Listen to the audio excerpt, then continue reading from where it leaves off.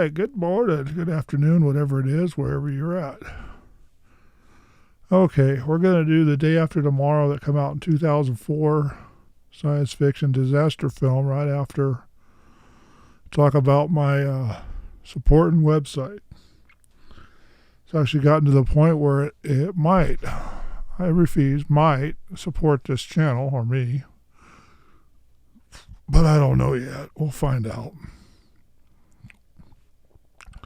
So my website address is georgelawfree.com up there. And you should go over there. Well, pause. We'll wait. Then when you get there, put your email address into the email address things, newsletter thing. And then you'll know when the videos are coming out. And under the same address on Facebook, there's georgelawfree.com on Facebook too, which I haven't been doing a lot of posting lately, but I'm going to get into that a little more, hopefully. If it works out my way. May not work out my way. Then I'm on Twitter too. And this channel and the other channels are all on Patreon, which is the easiest way for you to support this channel if you like it. So go over to Patreon and look me up by my name over here, over there, over here. It's up on top of the page anyway. And you should be able to find me there too. Then you can become a patron, and we may just go ahead and tell everybody your name. So let's see if the editor can put the picture for the movie we're talking about up there, the cover, right there. There it is. Okay, there we go. Anyway, so we're talking about Day After Tomorrow, come out in 2004. It's a science fiction disaster thriller film.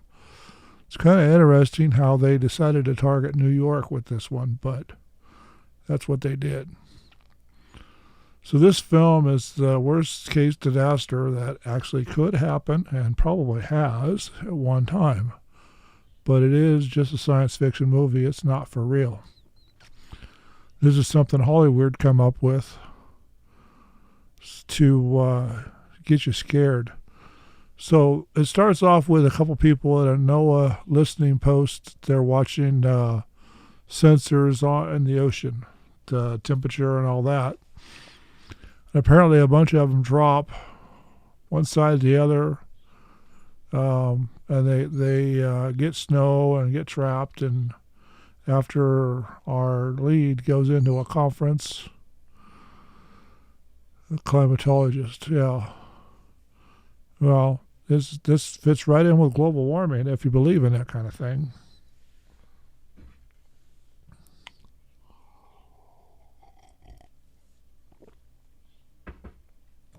Me personally, I don't see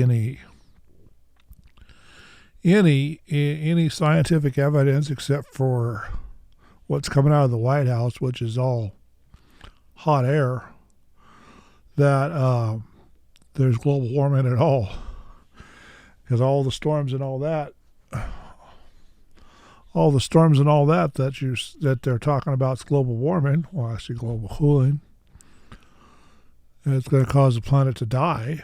They've been there 100 years ago, 200 years ago. They've been repeating the cycle. They may be a little different, but they're not much. Things like that don't change too much. So anyway, the conference, the World Global Warming Conference, in this movie was held in Tokyo. I think that would be Japan, right? Yeah. Then they have a tornado outbreak, and then when his son Jack travels to a chess tournament or a spelling bee or something with his class, and because it's a girl involved, you know how guys are with girls, they go through the tournament, and they start to leave in a cab, and the street starts flooding with salt water. Girl gets covered. A couple people get on a bus and get washed away with the bus. Then overnight it freezes, hard freeze. So large you can walk on the ice, and they get trapped in a library. So they, to survive after 2 or 3 days in the library, well, Dad comes and gets them on snowshoes, which is always kind of fun to snowshoe. If you know how, it's always fun. It just takes a long time to get there because you got to walk, only walk 10, 15 miles a day, maybe 20, if you're in good shape. Excuse me, too much coffee. They fall on the way there. 3 guys go. One of them falls through top of a mall. Glass windows, breaks the window because he weighs too much and the snow weighs too much, falls through, hanging on a rope. He ends up cutting the rope on his sled, and then he cuts the rope on himself. 2 guys make it to New York. Then they get to they got to find the library because they follow the GPS where it's at, and it looks like a big snowbank until you walk over the edge of the snowbank, and there's a library 4 stories down. It's kind of an interesting way they did that. Real good special effects in this movie, by the way. Real good special effects. Well, Jack is waiting for Dad to show up. A ship floats into town before it really freezes hard. The Statue of Liberty, when they show him leaving, is buried up to her shoulders in snow and water. So that tells you how deep they made it seem. If you've ever seen that thing. It's about 200 feet tall, by the way. So they did a pretty good job with this. After they figured out what was going on, they had to send everybody south of the equator, so everybody ended up in Mexico. It's kind of fun. And I should have pushed this button when I was talking about the ship that rolled into town.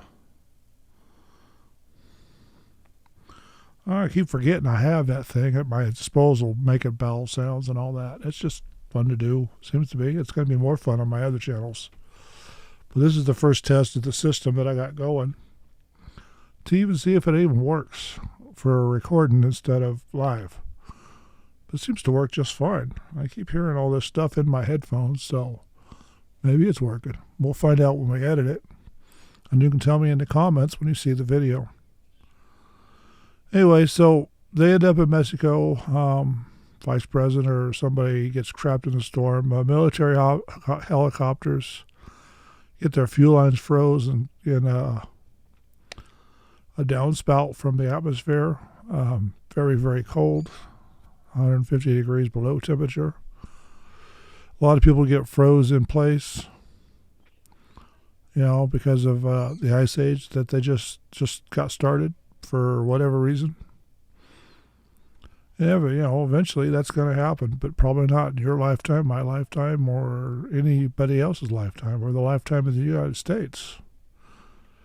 Because, it's just not due.